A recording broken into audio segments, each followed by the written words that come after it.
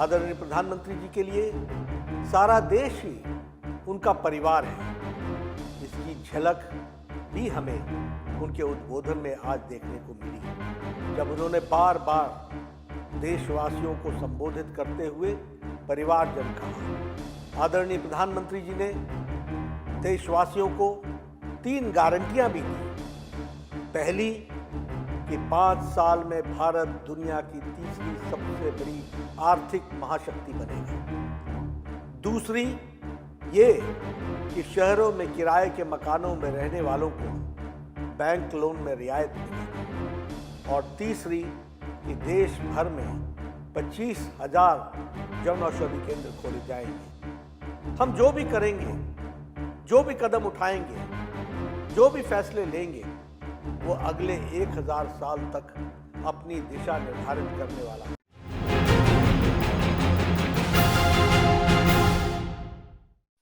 सर्वप्रथम देशवासियों को स्वतंत्रता दिवस की अनंत शुभकामनाएं। स्वतंत्रता दिवस पर आदरणीय प्रधानमंत्री श्री नरेंद्र मोदी जी का आज का उद्बोधन 2047 के विकसित भारत के लक्ष्य को साकार करने वाला रोड मैप था। देश को परिवारवाद, भ्रष्टाचार और तुष्टीकरण के नासूरों से मुक्त करने का ऐलान था। सबका साथ, सबका विकास, सबका विश्वास और सबका प्रयास इस मूल मंत्र को साकार करने वाला था। आदरणीय प्रधानमंत्री जी के लिए सारा देश ही उनका परिवार है।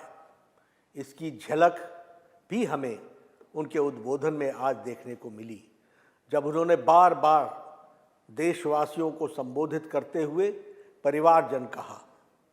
उन्होंने लाल किले के प्राचीर से रिफॉर्म, परफॉर्म एंड ट्रांसफॉर्म का संदेश साफ दे दिया।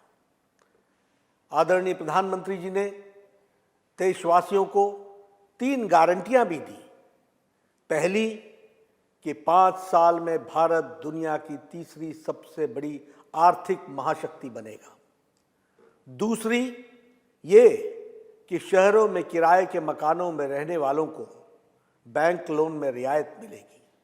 और तीसरी कि देश भर में 25,000 जन औषधि केंद्र खोले जाएंगे। 17 सितंबर से विश्वकर्मा योजना भी शुरू की जाएगी। आदरणीय प्रधानमंत्री जी ने प्राकृतिक आपदा के कारण देश के अनेक हिस्सों में आए अकल्पनीय संकट को भी याद किया।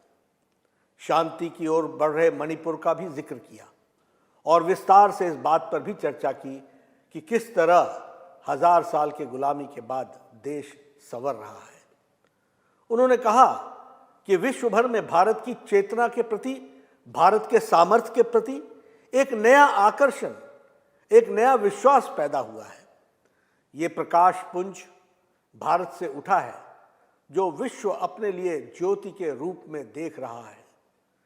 हम जो भी करेंगे, जो भी कदम उठाएंगे, जो भी फैसले लेंगे, वो अगले 1000 साल तक अपनी दिशा निर्धारित करने वाला है, भारत के भाग्य को लिखने वाला है।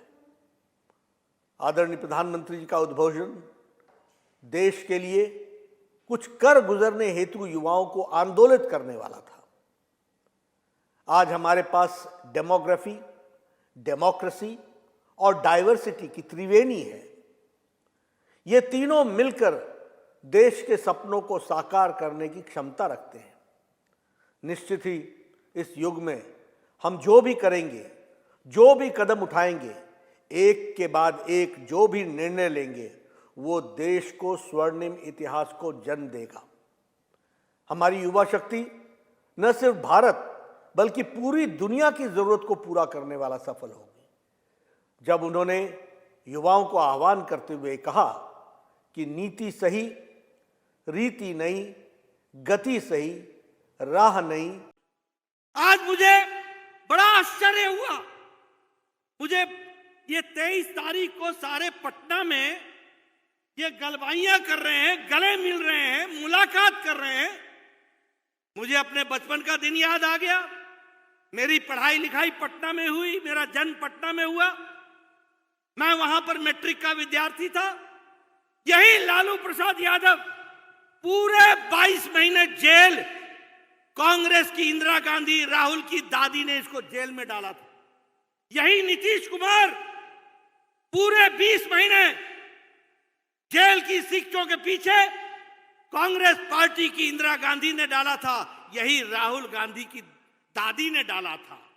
आज पटना की धरती पर राहुल को आदर सहित उनको स्वागत करते हुए जब मैं इनकी तस्वीरें देख रहा हूं तो मुझे याद आता है कि राजनीति में क्या से क्या हो गया, कहां से चले थे और कहां पहुंच गए, इसकी यात्रा मुझे दिखाई देती है।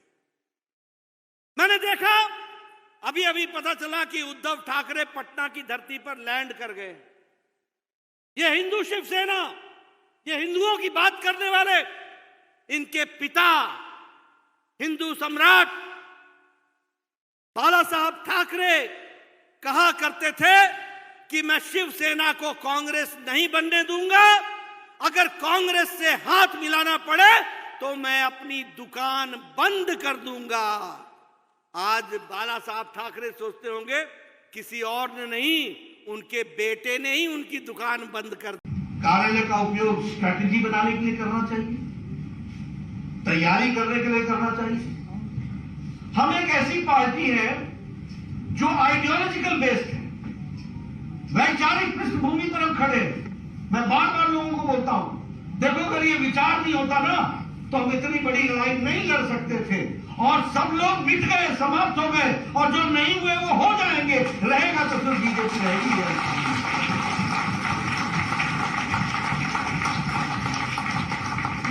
ये पागलपन है, ये विचार के लिए मदमस्ती है जिसके कारण हम लगे और लाखों लोग लगे।